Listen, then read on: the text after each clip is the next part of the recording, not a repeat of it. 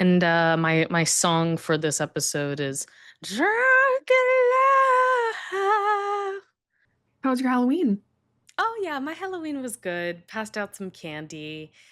I saw yesterday on Instagram that I have multiple things to say. This video was like kids showing up to houses and or like a specific house. The video was like of the house's point of view, okay?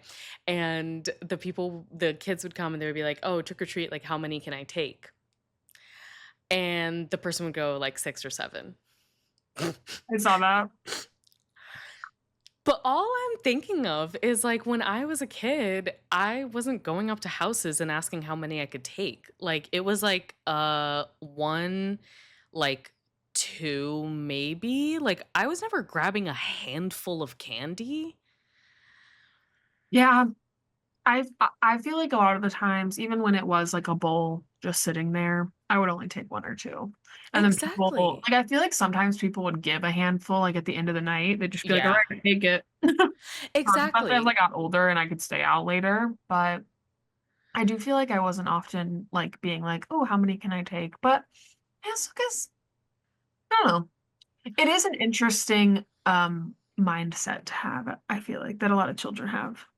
It is. We were being like just like, "Oh yeah, you can take, as many as you want," because most of the first couple of kids that came to the house, they were all really shy. They didn't even knock on the door. They were just like outside just like trick or treat. Like It didn't knock. you're lucky that we saw you. Yeah.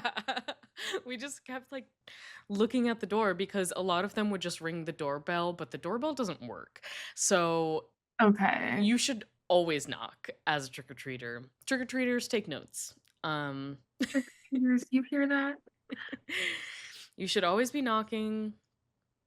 A, B, C. Always be knocking. Yeah. So there were some kids where we were like, yeah, you can take as many as you want. And they took like one, maybe two. Or like they had a parent that was like, take one, take one. Yeah, I do feel like that is how it goes often. The parents like, what the fuck? Don't be Yeah. And then there were some kids that literally Nigel was like, you can take as many as you want. They went, okay, double fisting, like emptied out the bowl that we had the candy in. There was just uh, dust from the fun dip. that's crazy. Yeah, like no manners. Hello, who are you? No manners at all. What if all of this candy was laced? Just keep that in mind. But yeah, ABCs always be knocking, always be Always be cocking. knocking. Always be knocking. Um, I'm Via, I'm Katie. live from New England. It's It's Twilight Twilight tonight. tonight. Bow, bow, bow, bow, bow, bow, bow, bow. Bow, bow. Bow, bow, bow, bow. Got Oh, little he's Bella really cute. here. Oh my goodness. Welcome back, everybody, to Twilight Tonight. I know that every single episode we start by saying, it's been so long. So I literally, like, I don't even want to say it anymore. Everyone knows that it's been so long. Um, but everyone also knows, because I'm posting it tonight, that we're keeping content out. Keeping content out. Yes, ABC, keep content out. exactly. Bea is being amazing and making fan fiction content, and it's really amazing and really like funny and sometimes like, oh my God, it really like sometimes is an emotional roller coaster. So you really should listen and What? partake yourself because yeah, Bea works very hard for it. What? But yeah, so It really, I read the first chapter of this, according to this Redditor, one of the best Twilight fan fictions of all time. And I was like, fuck it, let's do it. It's 56 chapters long. But I figured, God dang it, I'm gonna provide to the masses. Let's do this, let's read it. And already it's about Charlie is trying to get in the way of Bella and Edward's engagement. And I am just like, oh, the drama. So Drama. Stay tuned. see, what's gonna happen? Ah. But yeah, it has been a while, It has but been. I'm really excited to be back. We've been so busy, guys, Oh my goodness. as we always are, as we I always. know, right? It's literally it's so funny because I go to edit, after however long after we record the video, and it's always, "Hey, it's been so long. We've been so busy. Let's get into it." Literally. But yeah, it was Halloween, guys. Um, Yes. it was actually me and my boyfriend's 6th anniversary too, so that was a weekend that was out. Oh my God, I went Oh my to God, how was your Disney. trip? It was fantastic and wonderful and amazing. And I love Maine, but I had never been to like Portland, Maine. Yes. And it was really gorgeous. And we had a little hotel on the water, drank some good drinks, ate some Mm, delicious food. I mm. did a lot of shopping that I liked a lot, that I enjoyed. There, Wasn't I great, love shopping. but I had a fantastic time. And I can't believe I've been dating that mofo for 6 years. Wow. Yeah, it was really lovely. But I don't know. I feel like we've had and then Halloween was this weekend, so we've had so many weekends that are just Yes. they were out of commission. But guys, No, seriously. it's Twilight Tuesday. It's Twilight Tuesday. Welcome back to Twilight tonight. I'm loving this. I don't know. I'm not mocking you. I'm doing it because I love it. B was doing some fun hand motions, and Um, I had to mimic.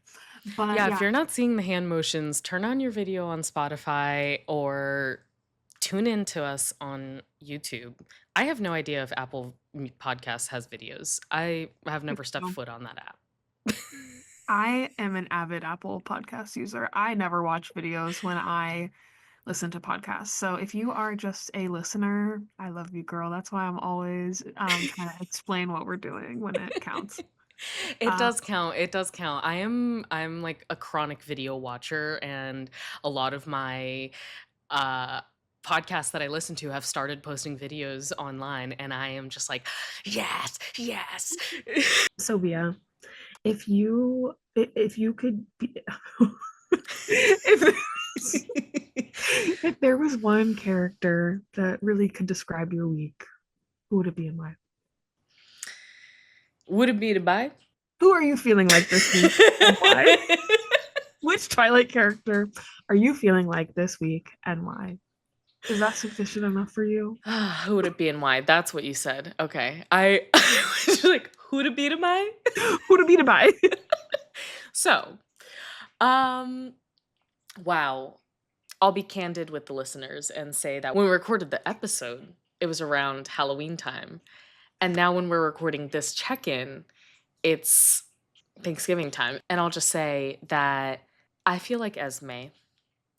because I feel like I've just been surrounded by family. I want everyone to be together. Like, she's so, we really don't get a lot of Esme, and obviously we haven't even met her in the book yet, but she has always been somebody that is protective of Bella and like accepts Bella into the family, and she accepts everyone else, and supportive of not Edward running away, but rather talking to Bella and figuring things out. In the book, that's what he talks about with the whole Alaska thing, and I think that's what we're going Yeah. to get into in this chapter. So I won't even mention it, but Esme wants him to talk it out rather than disappear, run away, not deal with his feelings.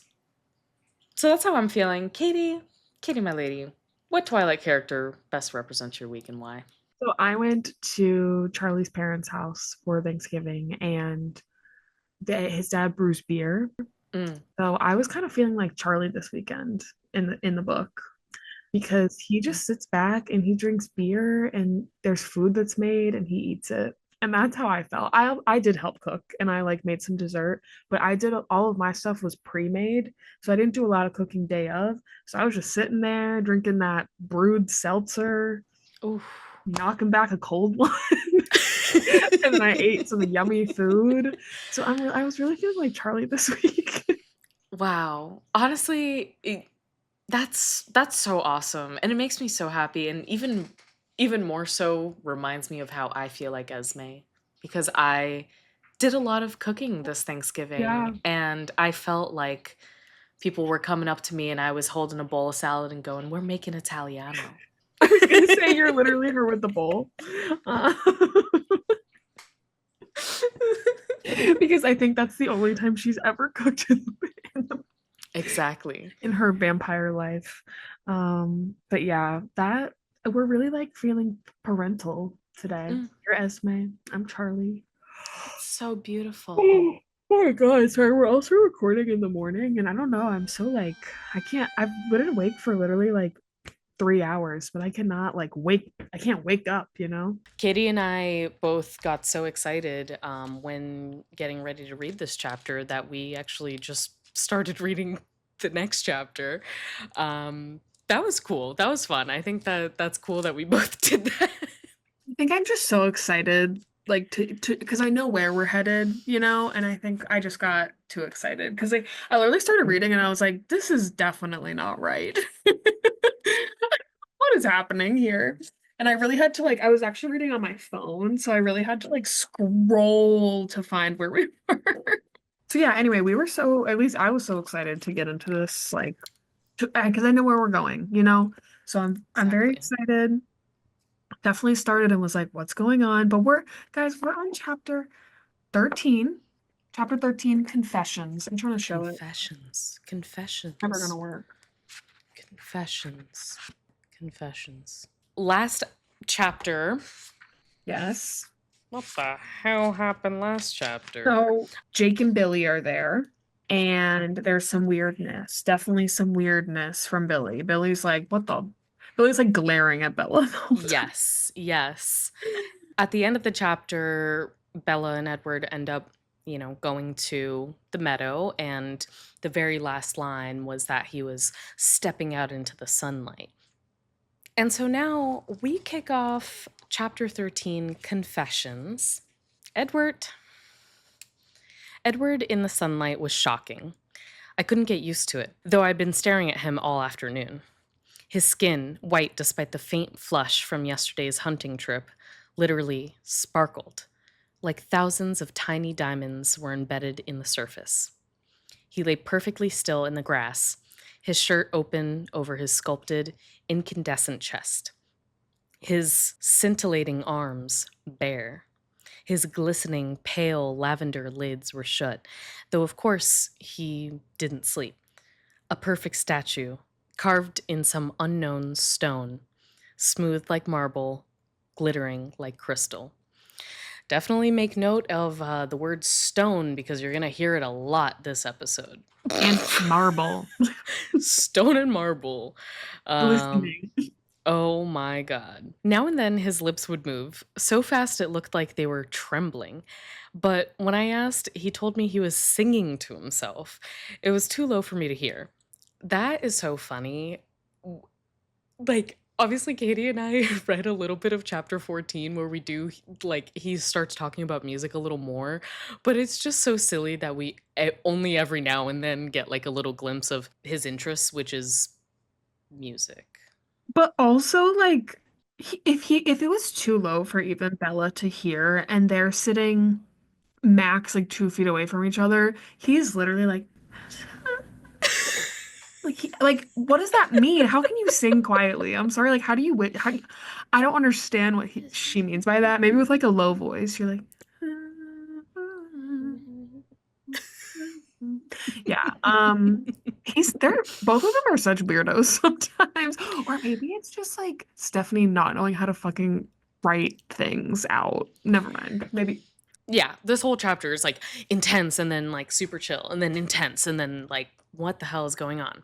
And I think it really this singing to himself too quietly really sets the tone for the chapter. That's so true. She says, I enjoyed the sun too, though the air wasn't quite dry enough for my taste.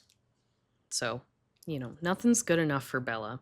Well, did you know that she's from Phoenix, Arizona? She Dry is from and hot. Phoenix, so it's very dry. She's never seen the rain before. Nope. Have you ever seen the rain? She says, I would have liked to lie back as he did and let the sun warm my face. But I stayed curled up, my chin resting on my knees, unwilling to take my eyes off him. The wind was gentle. It tangled my hair and ruffled the grass that swayed around his motionless form. I think just the visual of her being all curled up and like not taking her eyes off him is really interesting because she goes back and forth a lot of being scared and not being scared. It kind of seems like she's convincing herself that she's not that scared. Nope. Yep. I feel that I feel like this entire chapter, we're maybe getting ahead of ourselves, but I feel like this entire chapter, that's what she's doing. I have a bone to pick with some of the shit that she says and thinks in this chapter where I'm like, girl, like grow a backbone or like have any kind of like hair or like any kind of like self-preservation. Just like have any kind of something up there. Like, I don't know. I'm like, there were so many times where I'm like, what the fuck are you talking about right now? And Yeah. I do feel like the way that you put it, where she's like trying to convince herself that she's not scared. I got a bone to And I pick. also feel like this position that she's in, I stayed curled up, my chin resting on my knees, unwilling to take my eyes off him. That's like prey. She's prey. She's acting like a prey. Yeah. Like she's curled up and like won't like that's I don't know. I feel Exactly. like Like they're frozen. they get tongue in cheek about it a little bit later. Like obviously they are predator and prey. That's like what they're talking about throughout this whole fucking thing. But yeah, I think the body language is very interesting here. And throughout this whole thing, there's a lot of like touching. We'll Yeah. get into that.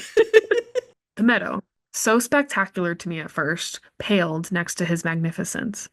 Hesitantly, always afraid, even now, that he would disappear like a mirage, too beautiful to be real.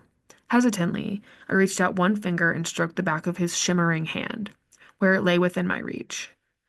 I marveled again at the perfect texture, satin smooth, cool as stone. When I looked up again, his eyes were open, watching me. Butterscotch today. Lighter, warmer after hunting. His quick smile turned up the corners of his flawless lips. Really quick before I get into it, stone count number 2 so far. Um, I also think maybe this is just me reading too much into it, but hey, that's what this is all for. The use of the word butterscotch to describe his eyes instead of like the usual like hazel or like, you know, Amber. exactly. It feels so safe. It reminds me of like a grandma, you know? That's really interesting. Okay, And we're on like an imagery track this time. right? We're really like, I think you're spot on with that. Like, I do feel like the butterscotch is an interesting. It's less piercing, it's softer. exactly. It's not a stone, it's a candy. I don't scare you? He asked playfully, but I could hear the real curiosity in his soft voice. No more than usual. He smiled wider, his teeth flashed in the sun. I inched closer, stretched out my whole hand now to trace the contours of his forearm with my fingertips. I saw that my fingers trembled and knew it wouldn't escape his notice. Do you mind? No, he said, without opening his eyes. You can't imagine how that feels. Okay. Guys, I just like maybe trigger warning, not trigger warning. I'm kind of playing, but there is a lot of like uncomfortable, like teen Christian, like I don't know. That's exactly the. Ooh, you have no idea how that feels. And it's her with one finger on the back of his hand. Okay. Um, I lightly trailed my hand over the perfect muscles of his arm, followed the faint pattern of bluish veins inside the crease at his elbow. With my other hand, I reached to turn his hand over.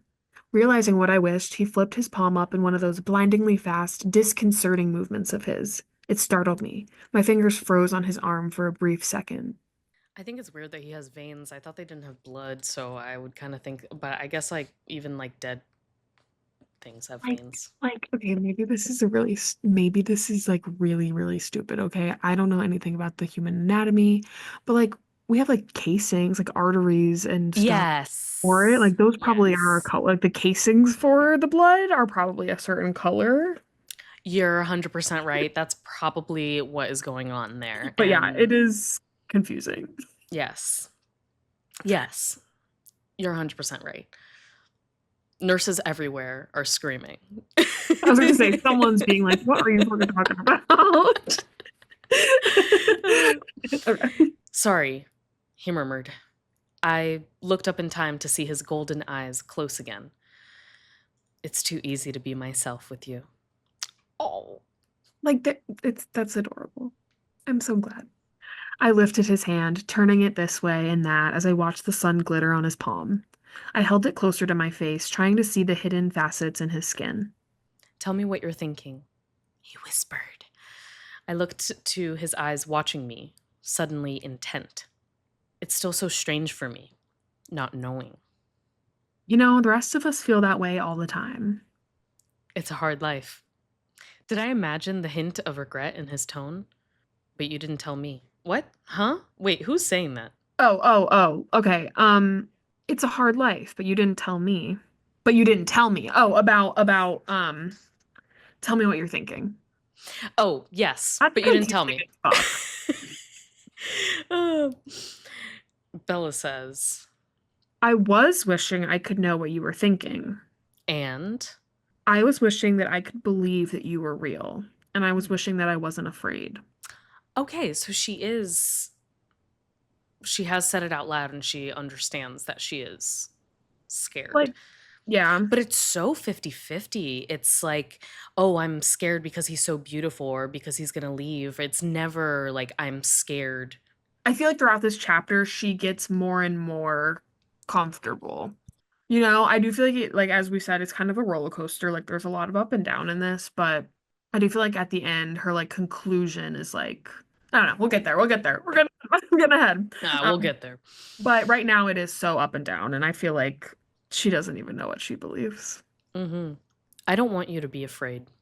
His voice was just a soft murmur. I heard what he couldn't truthfully say, that I didn't need to be afraid, that there was nothing to fear. Well, that's not exactly the fear I meant, though that's certainly something to think about. So quickly that I missed his movement, he was half sitting, propped up on his right arm, his left palm still in my hands. His angel's face was only a few inches from mine. I might have, should have, flinched away from his unexpected closeness, but I was unable to move. His golden eyes mesmerized me. I made a point of the should have flinched away because there's a little bit of that comes up later, so we'll put a pin in that. What are you afraid of then? He whispered intently, but I couldn't answer. As I had just that once before, I smelled his cool breath in my face. Sweet, delicious. The scent made my mouth water. It was unlike anything else. Instinctively, unthinkingly, I leaned closer, inhaling. Just crazy that she's having this sort of physical reaction because that's exactly what you would think that Edward is going to have. Like, if he smells her, like, his mouth is going to water, like, literally And because he he's wants to eat her. gonna, yeah. And he was gone. His hand ripped from mine. In the time it took my eyes to focus, he was 20 feet away, standing at the edge of the small meadow in the deep shade of a huge fir tree. He stared at me, his eyes dark in the shadows, his expression unreadable. I could feel the hurt and shock on my face. My empty hands stung. I'm sorry, Edward, I whispered. I know he could hear. It made me so sad. I do. There are many moments in this where I'm like, I feel bad for her, but I'm also like, girl. Yeah, anyway. Yeah. He's standing 20 feet 20 away and he goes, "Give me a moment." He called, just loud enough for my less sensitive ears. I sat very still. After 10 incredibly long seconds, he walked back, slowly for him. He stopped, still several feet away, and sank gracefully to the ground, crossing his legs. His eyes never left mine. He took 2 deep breaths and then smiled in apology. "I am so very sorry."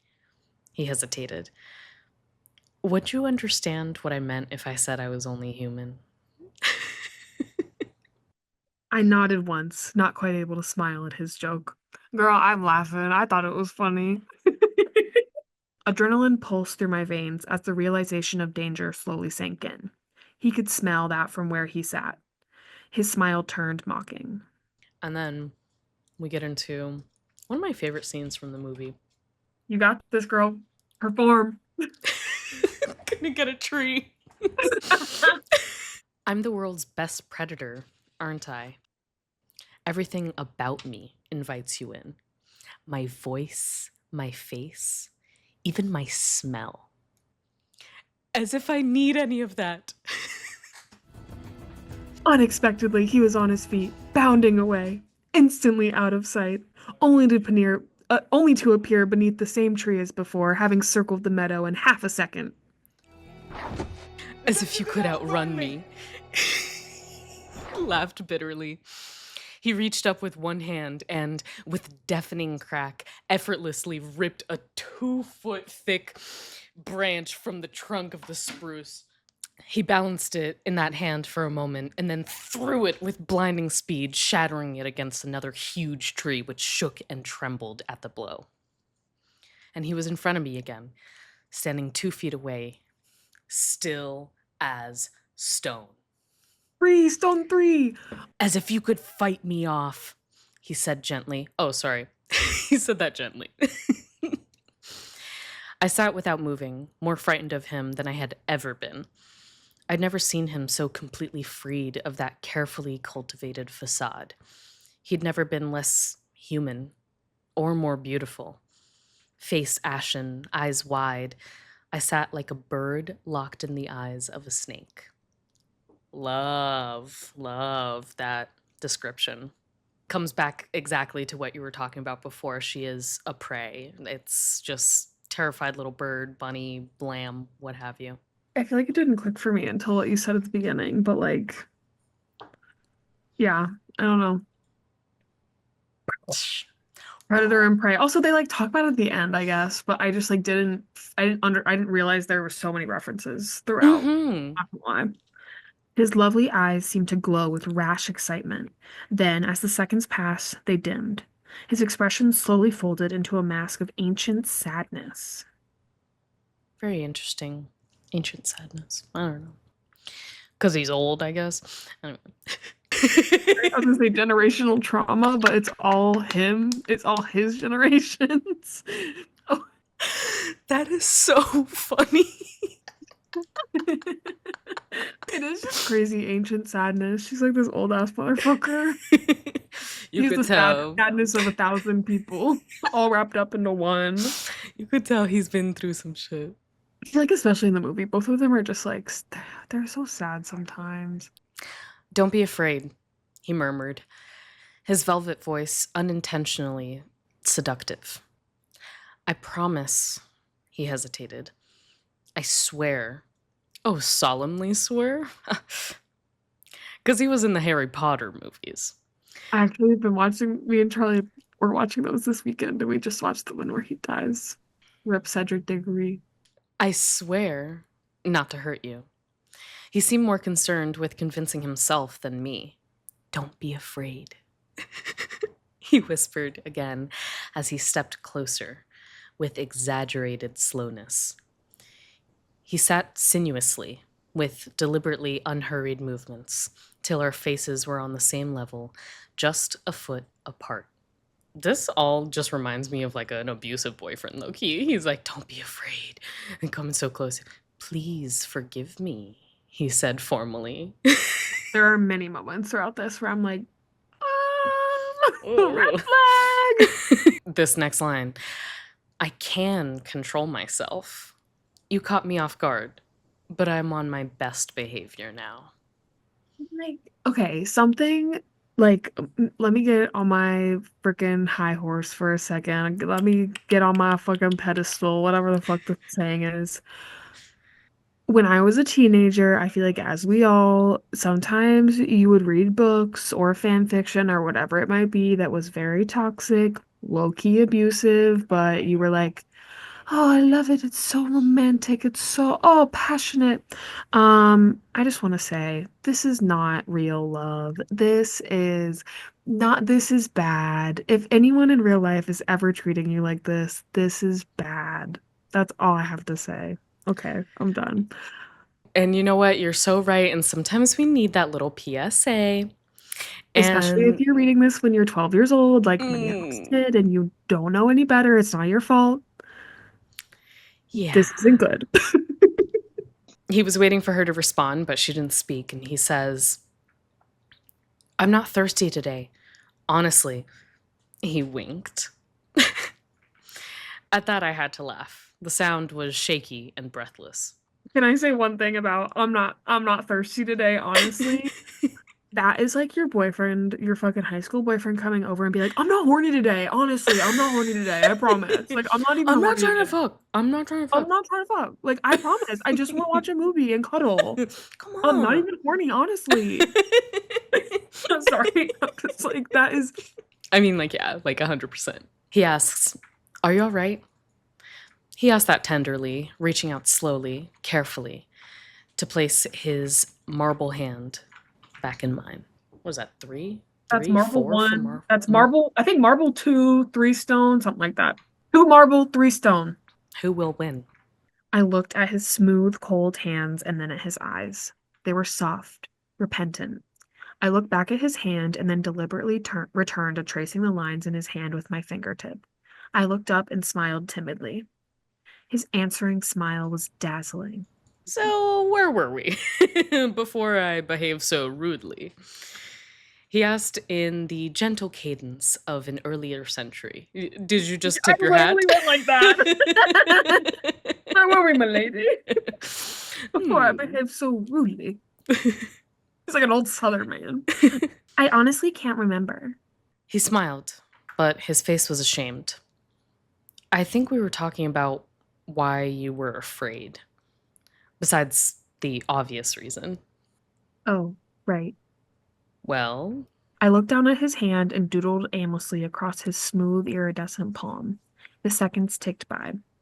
how easily frustrated I am. He sighed. I looked into his eyes, abruptly grasping that this was every bit as new to him as it was to me. After many years of unfathomable experience as he had, this was hard for him too. I took courage from that thought. I was afraid because, for well, obvious reasons, I can't stay with you. And I'm afraid that I'd like to stay with you much more than I should. I looked down at his hands as I spoke. It was difficult for me to say this aloud. Yes, he agreed slowly. That is something to be afraid of indeed. Wanting to be with me, that's really not in your best interest. I frowned. I should have left long ago. I should leave now, but I don't know if I can. I don't want you to leave, I mumbled pathetically, staring down again. Which is exactly why I should. But don't worry, I'm essentially a selfish creature. I crave your company too much to do what I should. I'm glad. Don't be. He withdrew his hand, more gently this time. His voice was harsher than usual. Harsh for him, still more beautiful than any human voice. It was hard to keep up. His sudden mood changes left me always a step behind, dazed. Sudden mood changes, red flag. I thought this line was funny, and anyway. It's not only your company I crave. Never forget that. He's into non monogamy or something? What is going on? It's not. That is a suspicious sentence out of context. Hey, if listeners, if you're into non monogamy, that's fine. Yeah, that's totally fine. Sorry. Don't alienate anyone. Love you all, poly people. Never forget, I am more dangerous to you than I am to anyone else. He stopped, and I looked to see him gazing unseeingly into the forest. I thought for a moment. I don't think I understand exactly what you mean by that last part anyway. He looked back at me and smiled, his mood shifting yet again. How do I explain? He mused. and without frightening you again. Hmm. He's really not beating the like Fedora allegations, right? No. Like I just like don't. Why is he talking like this? I need to make a teeny tiny fedora to go on Edward's head. Without seeming to think about it, he placed his hand back in mine. I held it tightly in both of mine. He looked at our hands. That's amazingly pleasant. The warmth. You know what else is warm? You know what else kind of feels like two hands? Am I right? A moment passed as he assembled his thoughts. You know how everyone enjoys different flavors? Some people love chocolate ice cream, others prefer strawberry. Sorry about the food analogy. I couldn't think of another way to explain. I smiled. He smiled ruefully back. You see, every person smells different, has a different essence. If you locked an alcoholic in a room full of stale beer, he'd gladly drink it. But he could resist, if he wished to, if he were a recovering alcoholic. Now, let's say you placed in that room a glass of 100-year-old brandy, the rarest, finest cognac, and filled the room with its warm aroma. Do you think he would fare then? We sat silently, looking into each other's eyes, trying to read each other's thoughts. He broke the silence first. They're just like, She's just like, uh. Maybe that's not the right comparison. Maybe it would be too easy to turn down the brandy. Perhaps I should have made our alcoholic a heroin addict instead. so what you're saying is, I'm your brand of heroin. I teased, trying to lighten the mood. Very cool that she's the one who says it in the book. I I like, do I do like that in the movie though they say personal brand of heroin. I I think agree. I agree. it's a really wonderful addition. He smiled swiftly, seeming to appreciate my effort. Yes, you are exactly my brand of heroin. Does that happen often? He looked across the treetops, thinking through his response. I spoke to my brothers about it. To Jasper, every one of you is the same. He's the most recent to join our family. It's a struggle for him to abstain at all. He hasn't had any time to grow sensitive to the differences in smell, in flavor. He glanced swiftly at me, his expression apologetic. Sorry. I don't mind. Please don't worry about offending me, or frightening me, or whichever. That's the way you think. I can understand, or I can try to at least. Just explain however you can. Like, she's a little too calm. Like, that's nice, but she sounds like a therapist, and like, why are you so calm right now? Exactly. She does sound, yes. I was just, it's so weird. Like, oh, don't worry about offending me. I don't have any feelings. Like, you don't have to worry about it. Like, it's fine. Yeah. I think this is what made me so mad about some of the quotes in this chapter and also in this book is that she literally thinks of herself as nothing. And I don't know if this is like Stephenie Meyer was a Mormon and was probably growing like I don't know how Mormon she was, I'm not gonna lie. But like she probably grew up around a lot of teachings that are like, okay, men are here, women are here, God is here, whatever. And always thinking that she was like less than, especially less than a man. And I don't know. I feel like it comes from that, or it could come from her own just like insecurities, or obviously, like, I feel like people take to like insecure characters more than like an asshole character. Like, I don't know. Obviously, I think there's a lot of reasons, but it is such an interesting choice. Oh, the other one I was gonna say is, you know how a lot of authors will make, or at least with Bella, I feel like she's kind of boring sometimes, so you can insert yourself into the book. Mm, I feel like a lot of people, especially young girls, that read this type of book are insecure and see themselves in that character when they read it, which I don't think is yes. like, I get it, but it makes me sad. Makes me sad. It 'Cause I hate it. does. I hate this like Yeah. thinking. Also, just a quick little note about Jasper being the first or the most recent to join the family. Religion, abstaining. He doesn't. it's hard for him to abstain at all. I don't know. That's what it made me think of the second she was like, oh, he's the most recent to join the family. Like, it's like to join the church. I don't know. Yeah, I do feel like the Jasper of it all is very interesting. Hmm. Because yeah, the choice of abstain. I don't know. Yeah, I I kind of wow, you're kind of blowing my mind this episode. I feel like I feel like the I feel like that's a very interesting metaphor that like okay, Jasper joins, he has to abstain, like the whole like okay, we're going to be vegetarians. It's a very interesting metaphor for virginity. I never really thought about that. But it's so obvious. It's so right in the face, but I don't know, that abstain word really like and yeah, gotta give her some credit there. That's a very interesting metaphor, and I love it. Because also feel like throughout this chapter, it's more explicit and like we can't have like we can't touch each other like that, you know. Yes. So, but the subtleness of like the metaphor, I like it. I like it. I feel like you blew my mind too, because yeah, I'm a little mind blown right now. Wow, the Cullens are virgins, huh? This is also a this is a fantastic chapter. I'm not gonna lie, I really liked this chapter. Me too. It did make me cringe many times throughout. Yes. But I think that's why part of why I like it a lot. Because I'm like, this is Twilight. And Exactly. This is young adult fiction, and it yeah. just really fulfilled that for me. He took a deep breath and gazed at the sky again. So, Jasper wasn't sure if he'd ever come across someone who was as appealing as you are to me, which makes me think not. Emmett has been on the wagon longer, so to speak, and he understood what I meant. He says twice for him, once stronger than the other. And for you, Never. The word hung there for the moment in the warm breeze. what did Emmett do?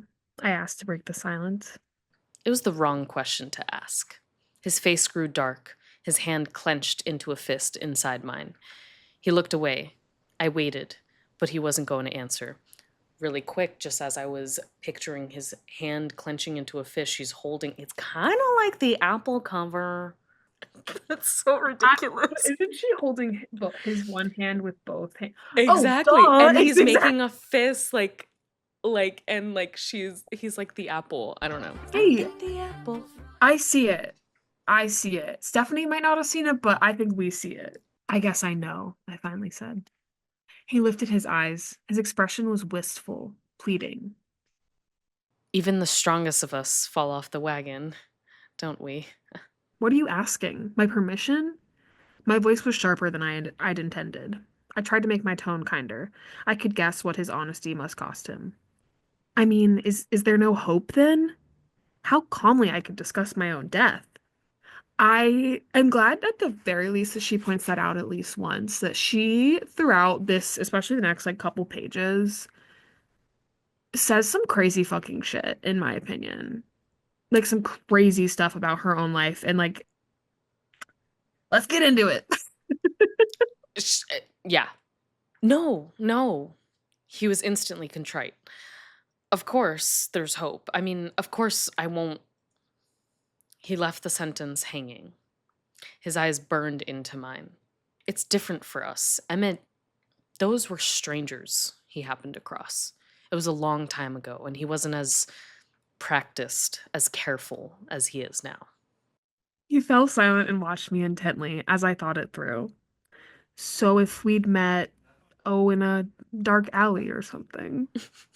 It took everything I had not to jump up in the middle of that class full of children. And Red flag, because she's also in that class in the same age as all those other fuckers. Red you flag. I would have ravaged you in that classroom full of In front of underage. all these children. Crazy. Crazy. When you walked past me, I could have ruined everything Carlisle built for us right then and there.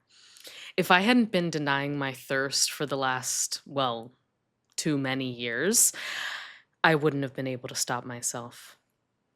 He paused, scowling at the trees. Wow.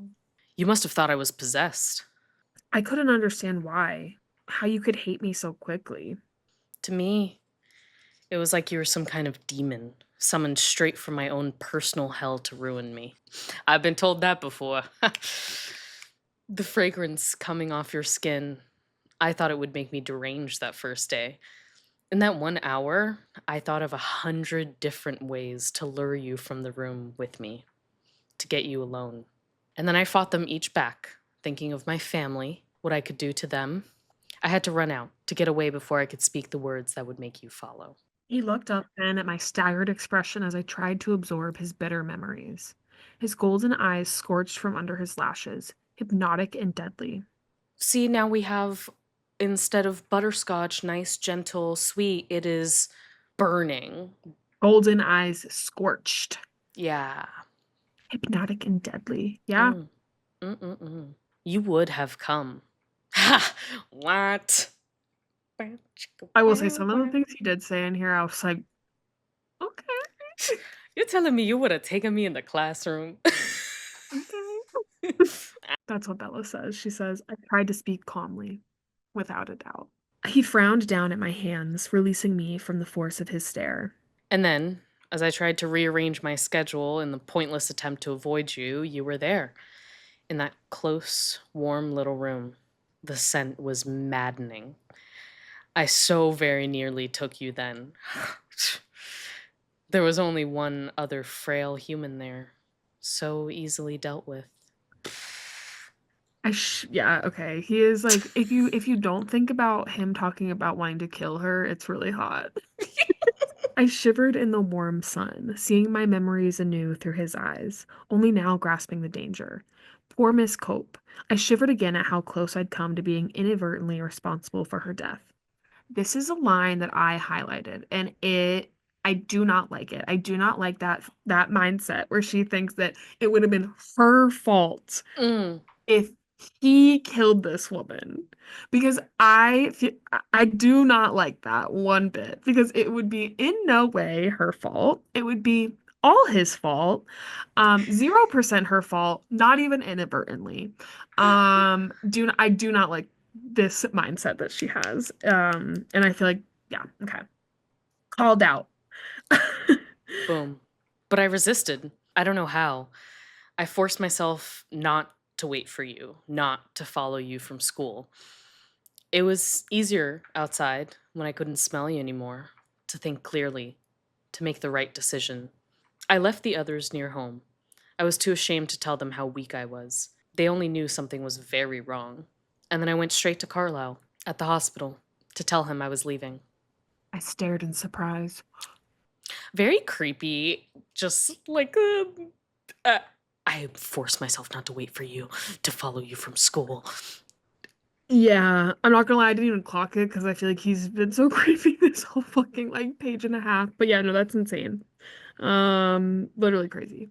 Ugh. When I couldn't smell you anymore. I traded cars with him. He had a full tank of gas, and I didn't want to stop. I didn't dare go home to face Esme. She wouldn't have let me go without a scene. She would have tried to convince me that it wasn't necessary. By the next morning, I was in Alaska. You can drive to I was Alaska? gonna say, well, when you don't have to sleep, yeah, or eat or pee, yeah. I thought you had to fly it there. My my sweet sweet Bia, my sweet sweet Bia. Alaska, it has like a massive border with Canada, like humongous. Okay, I'm definitely thinking of Antarctica. You have to Yes. fly to Antarctica. And also, like, if you're in Russia, there used to be a land bridge, and you would have to fly now to Alaska, you know? Like thousands and thousands and thousands of years ago, there was a land bridge that like mammoths walked across, and like saber-toothed tigers. Don't quote me, but I know there was a land bridge, and then the lands shifted and the water rose, and now, I know about Pangea. I've heard about that. I'm so happy for you. Okay. But yeah, so you can drive to Alaska in 2 days, probably from like Washington, if you don't sleep or eat or pee, and you only stop to get gas. That's Well, amazing. Actually, wait with me while I Google it really quickly because now I'm really curious. Well, because he said he had a full tank of gas and he was like, by the next morning, I was in Alaska. And I thought it he was two, also wait, I thought it was drives 2 days. And wait, that doesn't feel right. But he does drive really fast. Okay. Let's see. Alaska. Okay, so she did not Google it. It's 41 hours. I will say if he is going really, really fast, I could see him doing it in like 20. yeah. So maybe. Like if he's driving probably Also, like maybe 300 miles per hour. I did Fairbanks. We have to do like the edge of The Alaska. very edge.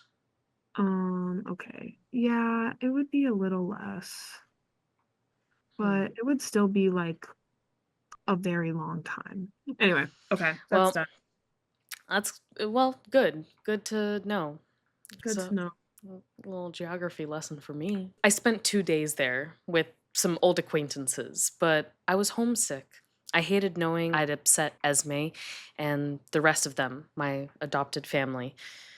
In the pure That's like the second or third time he said my adopted family also, just so I'll put that out. Anyway, continue.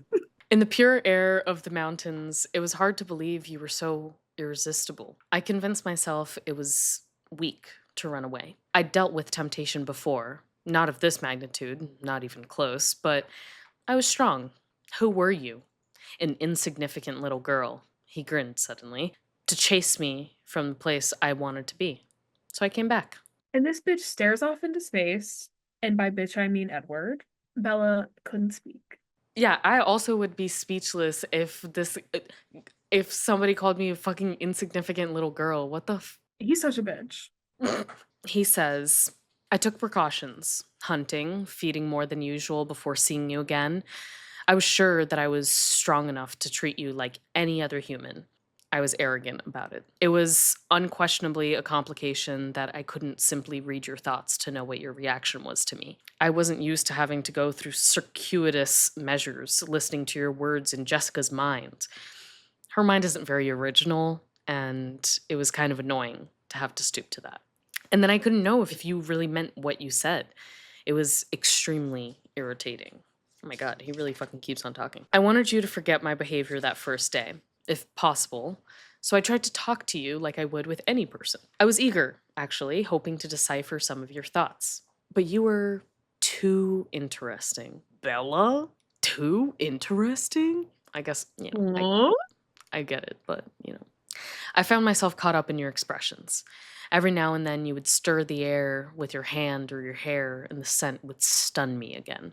Of course, then you were nearly crushed to death in front of my eyes. Later, I thought of a perfectly good excuse for why I acted at that moment. Because if I hadn't saved you, if your blood had been spilled there in front of me, I don't think I would have stopped myself from exposing us for what we are. But I only thought of that excuse later. At the time, all I could think was, not her. I just thought it was sweet. I circled the whole paragraph because it's just interesting to hear it from his point of view. Especially in contrast to some of the other stuff he said this chapter. It's slightly Exactly. a slightly normal, like sweet thing that he could say. But even if like some of the context, I'm like, oh, okay. Right? But it is. Okay. He closed his eyes, lost in his agonized confession. I listened, more eager than rational. Common sense told me I should be terrified. Instead, I was relieved to finally understand. And I was filled with compassion for his suffering, even now as he confessed his craving to take my life. I finally was able to speak, though my voice was faint. In the hospital? His eyes flashed up to mine. I was appalled. I couldn't believe I had put us in danger after all. Put myself in your power, you of all people, as if I needed another motive to kill you. Crazy. We both flinched as that word slipped out, but it had the opposite effect. He continued quickly. I fought with Rosalie, Emmett, and Jasper when they suggested that now was the time. The worst fight we've ever had. Carlisle sided with me and Alice. He grimaced when he said her name. I couldn't imagine why. The worst fight we've ever had. Carlisle sided with me and Alice. So I think what they're talking about here is that Rosalie, Emmett, and Jasper wanted to kill her. now is the time to kill her. That's my understanding of this. I was also a little confused. I don't know if you're confused, but I Yes, was no, really I was confused when I read this confused. the first time. I was like, what the fuck? What was the fight about? But that's what I think what she's talking about. Yeah. No, that makes sense. I was confused. I understand that you're supposed to read between the lines. I don't yeah, okay. No, it does make sense that Carlisle sided with not killing her. He doesn't like doing that. And you can cut this out because this might be like getting way too far ahead. But the fact that he grimaced when Alice said her name, do we think that Alice said, no, don't kill her? She's going to be one of us at some point. And that's what, because he does not, he at this time, I guess he never throughout these books, he never wants her to be a vampire. And I feel like that's why he grimaced. Because I was thinking about it, I was like, why would he be upset that Alice sided with him? That doesn't make any fucking sense. But I feel like that could be why. Because Yeah. we know even like in the second book or something, Alice is like, well, I've seen it. She's gonna be one of us. So like, Yeah. Like when the Volturi are thinking about killing Bella, Alice stands up and says, "You don't have to. She's going to be one of us." Oh my gosh. Wait. Oh my gosh. She might be onto we'll something. see though. Esme told me to do whatever I had to do in order to stay. He shook his head indulgently. All that next day, I eavesdropped on the minds of everyone you spoke to, shocked that you kept your word. I didn't understand you at all, but I knew that I couldn't become more involved with you. I did my best to stay as far away from you as possible. And every day, the perfume of your skin, your breath, your hair, it hit me as hard as the very first day. Oh. He met my eyes again, and they were surprisingly tender. And for all that, I'd have fared better. I'd have fared. Okay. This is a bad sentence. Like this is a bad sentence. I'd have I'd I'd have fared better if I had exposed us all at that first moment than if now, here, with no witnesses and nothing to stop me, I were to hurt you. I was human enough to have to ask, why? Isabella. He pronounced my full name carefully and playfully ruffled my hair with his free hand. A shock ran through my body at his casual touch. What? Bella, I couldn't live with myself if I ever hurt you. You don't know how it's tortured me. He looked down, ashamed again. The thought of you, still, white, cold, to never see you blush scarlet again, to never see that flash of intuition in your eyes when you see through my pretenses, it would be unendurable. And I think that's exactly where that Alice prediction comes in because she will be still white and cold and We'll never never. blush again. Yep. Yeah. Yeah. I like he loves her because she's human and I can't imagine. Yeah. And because I feel like she's the only human he can't understand fully. Like I obviously her blood smells good too. Like there's other stuff, whatever. He thinks she's interesting, but like at the core, it's very interesting how he like talks about her and how he views her and like a piece of meat. Like she's something alien to him and he's something alien to her, Yeah. Oh, yep. Yeah. you I mean, know? and when you're a teenager, and honestly, when you're a fucking human, you want to be unique. You want to be different. You want to, you want the rare thing. So Exactly. I can't blame him. Also, I need you to read this next line because I have Mm. something to say. Ah. He lifted his glorious agonized eyes to mine. You are the most important thing to me now. The most important thing to me ever. Exactly. So the way he fucking talks to her, it would be unendurable. You are the most important thing to me ever. I get why she is like enamored by him, I mean, obsessed with him. Like he says all this crazy shit, but then he says stuff like Oh, every day, the perfume, your skin, it hit me as hard as the first. Like all of this stuff is because it's literally sandwiched. You have, oh, it hit me as hard as the very first day. It's like kind of like nice stuff. And then it's like, I could kill you he right talks about now. hurting you. And I don't know. Yeah, it's so interesting. It's exactly how somebody would love bomb you.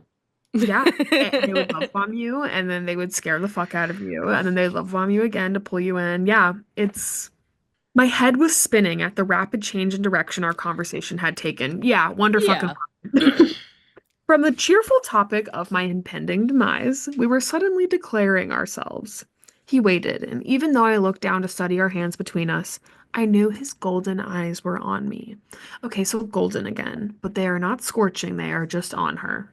They're just on her and they're back to this normal where Yeah. she is a little bit scared, but she's mainly not so much.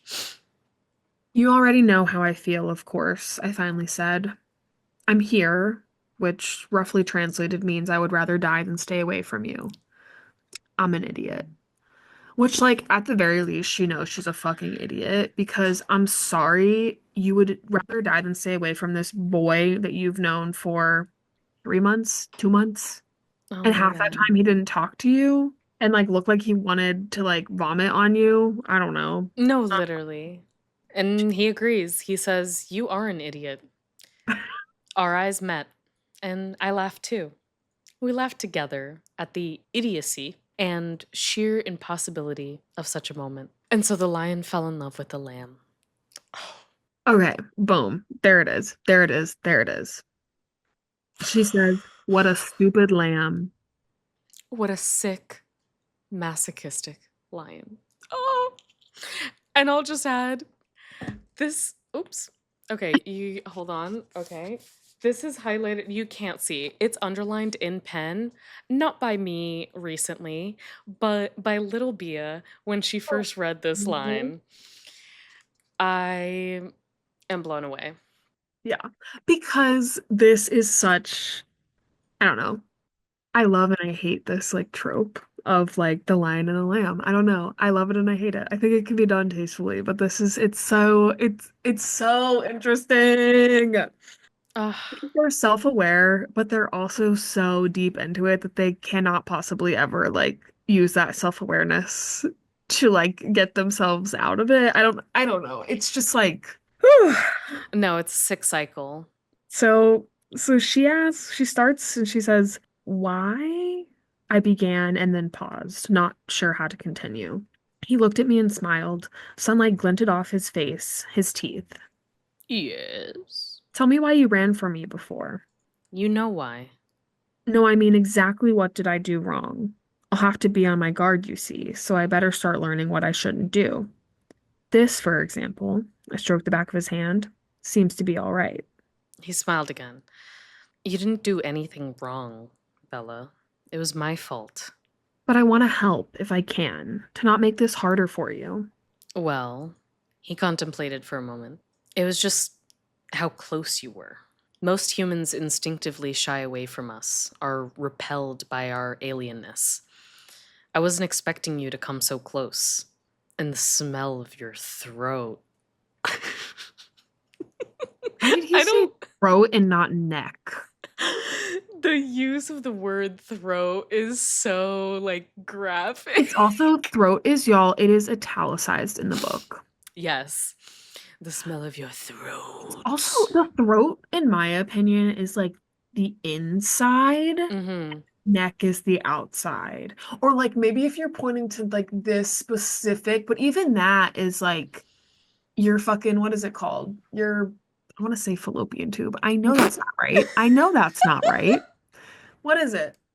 You're in Your the like your Adam's apple, but it's not. No, what? esophagus. Esophagus. Okay, sorry. I feel like that's like the throat. This, I don't know. Anyway, throat is the worst word to use here. Yes.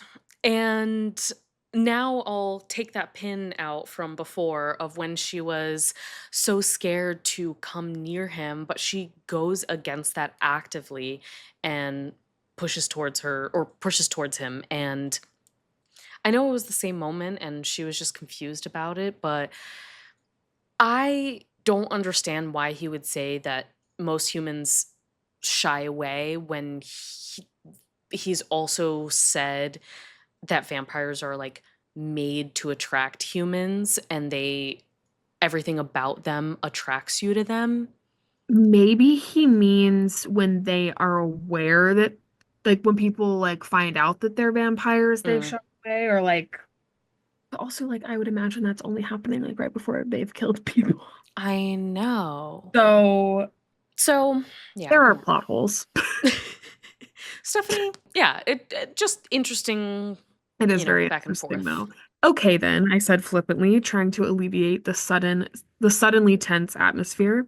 I tucked my chin. No throat exposure. No, really, it was more the surprise than anything else. He raised his free hand and placed it gently on the side of my neck. I sat very still, the chill of his touch a natural warning, a warning telling me to be terrified. But there was no feeling of fear in me. There were, however, other feelings. Okay. Why did she write it like that? Like, I'm sorry. That is crazy. There Because were, however, there pussy were, however, feelings. some other feelings. Like, I don't know. It just literally sounds like a 13-year-old girl being like, and there were other feelings I was having. I don't I know. was feeling something else. I don't know what, but I was feeling Ultimately, something. she is like a 16-year-old girl, so I guess it's not very different. I guess you're right. You see, he said, perfectly fine. My blood was racing, and I wished I could slow it, sensing that this must make everything so much more difficult. The thudding of my pulse in my veins. Surely he could hear it. The blush on your cheeks is lovely, he murmured. He gently freed his other hand. My hands fell limply to my lap. Softly, he brushed my cheek and then held my face between his marble hands. We've got 3 and 3, guys. 3 and 3. Me and three, y'all. Be very still, he whispered, as if I wasn't already frozen. Slowly, never moving his eyes from mine, he leaned towards me. Then abruptly, but very gently, he rested his cold cheek against the hollow at the base of my throat. So, like, right where you would hear her pulse the best. I was unable to move, even if I wanted to. I listened to the sound of his even breathing, watching the sun and wind play in his bronze hair, more human than any other part of him. With deliberate slowness, his hands slid down the sides of my neck. I shivered, and I heard him catch his breath. But his hands didn't pause as they softly moved to my shoulders and then stopped. His face drifted to the side, his nose skimming across my collarbone. He came to rest with the side of his face pressed tenderly against my chest, listening to my heart. Ah, he sighed. I don't know how long we sat without moving. It could have been hours. Eventually, the throb of my pulse quieted, but he didn't move or speak again as he helped me. I knew at any moment it could be too much, and my life could end, so quickly that I might not even notice. And I couldn't make myself be afraid. I couldn't think of anything except that he was touching me. And then, too soon, he released me. His eyes were peaceful. Crazy paragraph for her to just say, yeah, at any moment I could just start stanking real bad and he would eat me and that would be okay. Yep. Crazy. So quickly that I might not even notice. And I'm not even afraid. Girl, you should be. I can't But even make myself afraid. I just feel like she values herself so little. Yeah. Yeah. It won't be so hard again, he said with satisfaction. Was that very hard for you? No, not nearly as bad as I imagined it would be. And you? No, it wasn't bad for me. He smiled at my inflection. You know what I mean. I smiled. Here. He took my hand and placed it against his cheek. Do you feel how warm it is? And it was almost warm, his usually icy skin, but I barely noticed, for I was touching his face. something I've dreamed of constantly since the first day I'd seen him. Don't move, I whispered. No one could be still like Edward. He closed his hands and became as immobile as stone, a Boom! carving under my hand. I moved even more slowly than he had, careful not to make one unexpected move. The purple shadow in the holler, in the holler. Hollow. I caressed his cheek, delicately stroked his eyelid, the purple shadow in the hollow under his eye. I traced the shape of his perfect nose, and then, so carefully, his flawless lips. His lips parted under my hand, and I could feel his cool breath on my fingertips. Ha So I ha. dropped my hand and leaned away, not wanting to push him too far. He opened his eyes, and they were hungry, not in a way to make me fear, but rather to tighten the muscles in the pit of my stomach and send my pulse hammering through my veins again. I'm going to be fully honest with you. When I first read that last paragraph, I thought it said, and send my pulse hammering through my vagina again. Obviously it doesn't, but I saw the V and my brain did the like, oh, I'm gonna fill in the gaps, and it filled in vagina. So Yes, the pulse was flowing because through that's what my she vagina. wanted to say. You know that's what she wanted to say. Tighten the muscles in the pit of my In the pit pussy. of my pussy. Yeah. I wish, he whispered. I wish you could feel the complexity, the confusion I feel, that you could understand. He raised his hand to my hair and then carefully brushed it across my face. Tell me I breathed. I'm kidding. Tell me I breathed. I don't think I can. I've told you. On one hand, the hunger, the thirst, that deplorable creature that I am, I feel for you. And I think you can understand that to an extent. Though, he half smiled, as you're not addicted to any illegal substances, you probably can't empathize completely. But his fingers touched my lips lightly, making me shiver again. There are other hungers. Hungers I wouldn't even understand, that are foreign to me. Ah, hunger for pussy. I may understand that better than you think. Bella is hungry. She's hungry. Yeah, You hunger. I think I understand that type of hunger. I think I understand that better than you think. I'm not used to feeling so human. Is it always like this? For me, no, never, never before this. He held my hands between his. They felt so feeble in his iron strength. I don't know how to be close to you. I don't know if I can. I leaned forward very slowly, cautioning him with my eyes. I placed my cheek against his stone chest. I could hear his breath and nothing else. This is enough, I sighed, closing my eyes. In a very human gesture, he put his arms around me and pressed his face against my hair. You're better at this than you give yourself credit for, I noted. I have human instincts. They may be buried deep, but they're there. We sat like that for another immeasurable moment. I wondered if he could be as unwilling to move as I was, but I could see the light was fading, the shadows of the forest beginning to touch us. And I sighed. You have to go. Thought you couldn't read my mind. I thought that was so silly because, like, she definitely just went, ah. Yeah, literally. It's getting clearer. He took my shoulders and I looked into his face. Can I show you something? He asked, sudden excitement flaring in his eyes. Show me what? I'll show you how I travel in the forest. Don't worry, you'll be safe, and we'll get to your truck much faster. His mouth twitched up into that crooked smile. So beautiful, my heart nearly stopped. Will you turn into a bat? He laughs mad loud, like I haven't heard that one before.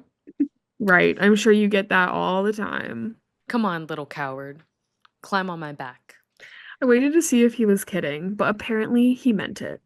He smiled as he read my hesitation and reached for me. My heart reacted, even though he couldn't hear my thoughts. My pulse always gave me away.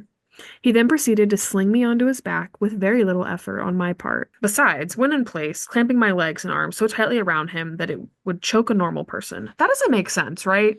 So I think she's like holding him like right at the neck Like she's got. Oh, I'm talking about the way the sentence is written. Oh, It says, it says, he then proceeded to sling me onto his back with very little effort on my part.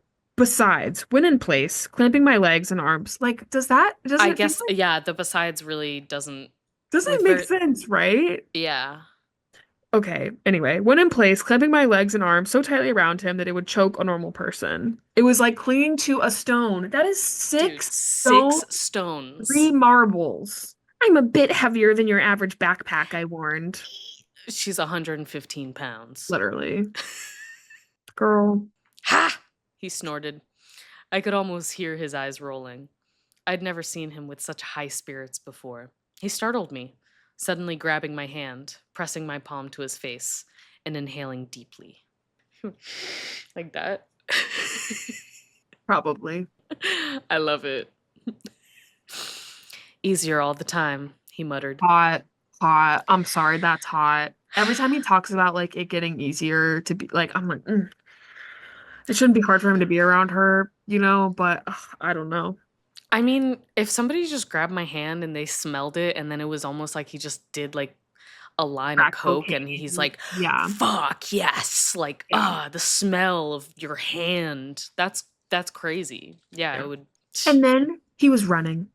If I'd ever feared death before in his presence, it was nothing compared to how I felt now. He streaked through the dark, thick underbrush of the forest like a bullet, like a ghost. There was no sound, no evidence that his feet touched the ground.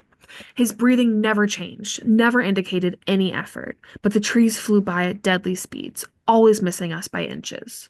I was too terrified to close my eyes, though the cool forest air whipped against my face and burned them. I felt as if I were stupidly sticking my head out the window of an airplane in flight, and for the first time in my life, I felt the dizzy faintness of motion sickness.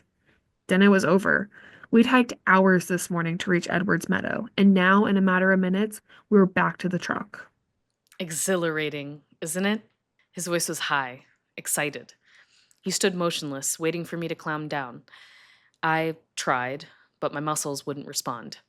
My arms and legs stayed locked around him while my head spun uncomfortably. Bella? I think I need to lie down. Oh, sorry. He waited for me, but I still couldn't move. I think I need help. He laughed quietly and gently unloosened my stranglehold on his neck. There was no resisting the iron strength of his hands. Then he pulled me around to face him, cradling me in his arms like a small child. He held me for a moment, then carefully placed me on the springy ferns. How do you feel? I couldn't be sure how I felt when my head was spinning so crazily. Dizzy, I think. Put your head between your knees. I tried that and it helped a little. I breathed in and out slowly, keeping my head very still. I felt him sitting beside me. The moments passed, and eventually I found that I could raise my head. There was a hollow ringing sound in my ears. I guess that wasn't the best idea, he mused. I tried to be positive, but my voice was weak. No, it was very interesting. Ha! You're as white as a ghost. No, you're as white as me. Aha. I literally can't even say that sentence like seriously because it is so freaking corny. I like Yeah, he's really giving Fedora in this a little bit, this chapter. He says some crazy stuff throughout, I'm not gonna lie. Both of them. But also you have to think like I know I'm corny with Charlie. Like I'm saying stuff that I would never put in print for anyone to read ever. yeah. So ultimately, like if I'm Bella, that would have got me. Probably. Oh, Especially if a hot guy, a tall hot guy is saying that. Yeah. Okay. yeah, yeah. I think I should have closed my eyes. Remember that next time. Next time. Now, I'll take a quick little break here because I think maybe the spider monkey point does come up later when they like go jumping I don't through. remember. I have no idea. Like, okay. In the movie, he calls her spider monkey when they go to his house and they like jump out of his bedroom window. But like she doesn't have this reaction when they run through the woods together the first time when they're going to the meadow. And I vividly remember him saying like open your eyes like during the spider monkey scene. So I don't know. I know Right, yeah. I know we're But they really close definitely to it and I wouldn't be shocked though. Like they conflate a lot of things together in this to like Yes. make it into a movie. So I wouldn't be shocked if there isn't like that explicit moment, but we'll see. Yeah. We're very close to there, so we'll surely find out soon. He laughed, his mood still radiant. Show off. Open your eyes, Bella, he said quietly. And he was right there, his face so close to mine. His beauty stunned my mind. It was too much, an excess I couldn't grow accustomed to. I was thinking, while I was running, About not hitting the trees, I hope. silly Bella. Running is second nature to me. It's not something I have to think about. Show off. No, I was thinking there was something I wanted to try. And he took my face in his hands again. I couldn't breathe. He hesitated, not in the normal way, the human way, not the way a man might hesitate before he kissed a woman to gauge her reaction, to see how he would be received. Perhaps he would hesitate to prolong the moment, that ideal moment of anticipation, sometimes better than the kiss itself. Edward hesitated to test himself, to see if this was safe, to make sure he was still in control of his need. And then his cold marble lips pressed softly against mine. 4-6, baby. 4-6. Stone is up by 2. Let's see who wins this. I'm really curious. So it's been neck and neck. It really has been. What neither of us prepared for was my response. Blood boiled under my skin, burned in my lips. My breath came in a wild gasp. My fingers knotted at his hair, clutching him to me. My lips parted as I breathed in his heady scent. Immediately, I felt him turn to unresponsive stone beneath my lips. His hands gently but with irresistible force pushed my face back. I opened my eyes and saw his guarded expression. Okay, first, 7-4. She's horny. She needs him. She is literally like I, Like, I cannot blame her. After this like sexually charged ass afternoon. seriously. Oh my gosh. Imagine we go on a hike and then you hold me in a meadow for hours on end while we touch each other's faces very gently. And caress each other's like arms. Like, are you kidding me? And she okay, so she says, oops. That's an understatement. His eyes were wild, his jaw clenched in acute restraint. Yet he didn't lapse from his perfect articulation. He held my face just inches from his. He dazzled my eyes. Should I? I tried to disengage myself to give him some room. His hands refused to let me move so much as an inch. I don't love that line and how often in this chapter where she literally feels like she cannot move because she can't. That even when Charlie we're like playing around and he'll get a hold on me and I feel like I can't move, I'm like, let it go. I cannot handle that shit. I don't like it because ultimately, like, that's them showing that that can happen in any situation. So I do not like that. No, there's like a Instagram video or whatever the hell or TikTok that's like, oh, when we're play fighting, ah ha ha, and then when he actually lays me down, it's like, what? Scary because unfortunately, some men are they are just a little stronger. They've got better upper body strength, especially because like I'm not lifting weights. I do want to know, I always want to compare. I mean, the first kiss did happen a little later in the movie. So, I don't know. Very cute. I can't believe we got our first kiss and Yeah, glitter all in one scene. Yeah, that's a lot. this is a crazy chapter in the book. This is like a lot. It's literally confessions. Like you're getting so much in this chapter. But yes, he keeps her from moving and he says, "No, it's tolerable. Wait for a moment, please." His voice was polite, controlled. I kept my eyes on his, watched as the excitement in them faded and gentled. Then he smiled a surprisingly impish grin. "There," he said, obviously pleased with himself. Tolerable? I asked. Bahaha! I'm stronger than I thought. It's nice to know. I wish I could say the same. I'm sorry. You are only human after all. I'm only human. Thanks so much. And honestly, when I first read this, okay, so it says, "Thanks so much." I said, "My voice acerbic." Yeah, that's probably how you pronounce that. Um, when I first read that, I thought it said, "My voice Arabic." So I thought that was really cool. I was like, "Oh my god, Bella." Damn, translator. He was on his feet in one of his lithe, almost invisibly quick movements. He held out his hand to me, an unexpected gesture. I was so used to our standard of careful non-contact. I took his icy hand, needing the support more than I thought. My balance had not yet returned. Are you still faint from the run, or was it my kissing expertise? How lighthearted, how human he seemed as he laughed now, his seraphic face untroubled. He was a different Edward than the one I had known, and I felt all the more besotted by him. It would cause me physical pain to be separated from him now. This man that she has known for like 2 months.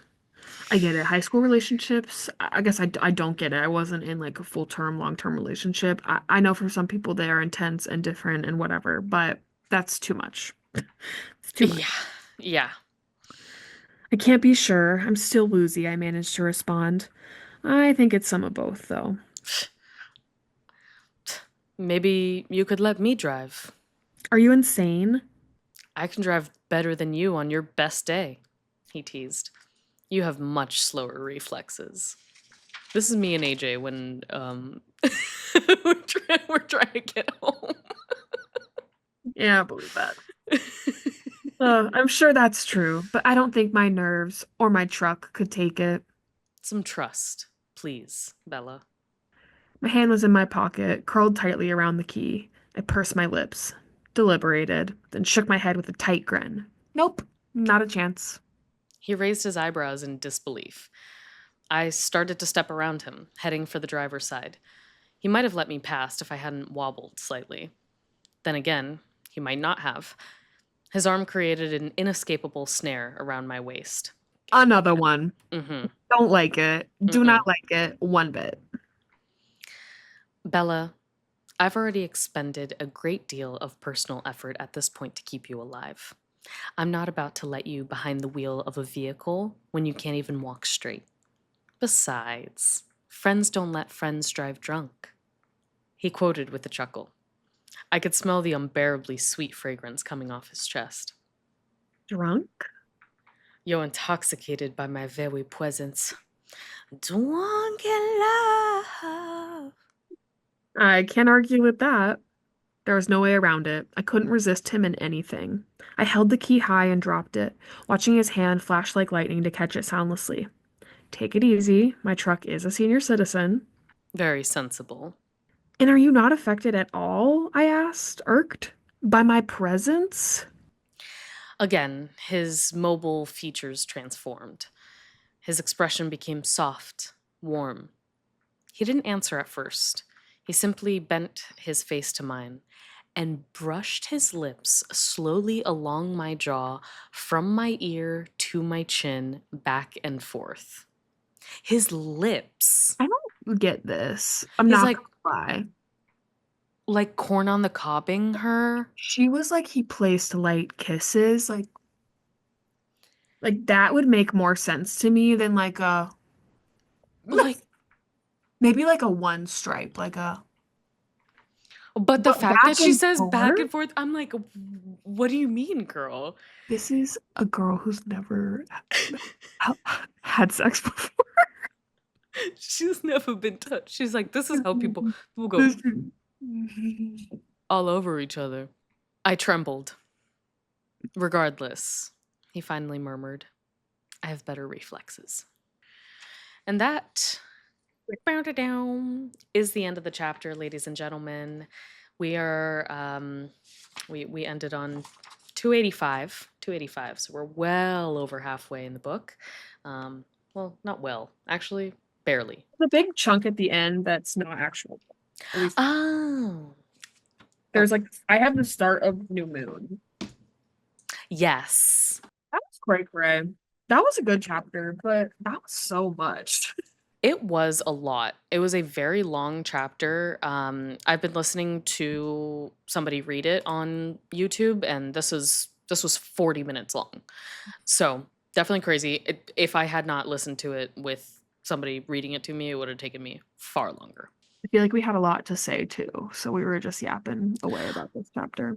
I know. And It was a good one. it was a really good one. And it's an iconic. I love the Meadow. Not to brag, but I think me and Bia really have our rhythm down in these last 2 episodes. So if you guys notice that it sounds like better and just like more cohesive, I don't know. Please tell us in the comments. Please tell us because maybe we're wrong, but I feel like last episode I was like, that was incredible. And then this episode we really tried to have that same rhythm. And it's And obviously easier when there's only 2 characters, but I think we've got it down. but I think we're in a good rhythm now, and I'm really proud of us. It's always that's always how it goes. The Yeah, first couple of episodes are always going to be a little funky, but I'm proud. I am proud. Final thoughts? I mean, I really liked this chapter. I think we obviously learned a lot. I think there was a lot going on.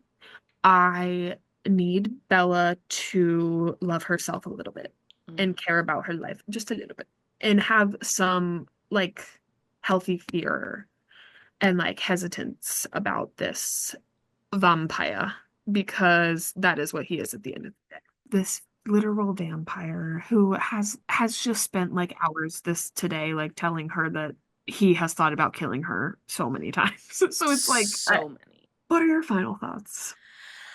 Huh. I mean, honestly, all I could think of after reading the last page was drunk in love, we be all night They both are. out. They literally both are. Like he's drunk on that good on that blood, and she is drunk on the attention. It's yeah, I mean this chapter was intoxicating. In going the back and forth, like I reading it just me and just reading it like twice back to back.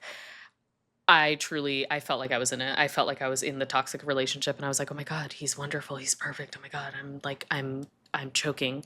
And then talking about it, I'm like, "Okay, he's red flag."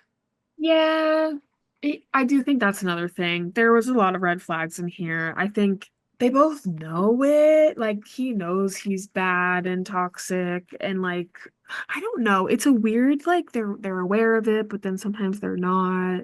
Yeah. I don't know. Hmm. I kind of have mixed feelings about like them obviously in this chapter, but I like the chapter a lot. I have mixed feelings about like what he said in it and what they both. Yeah.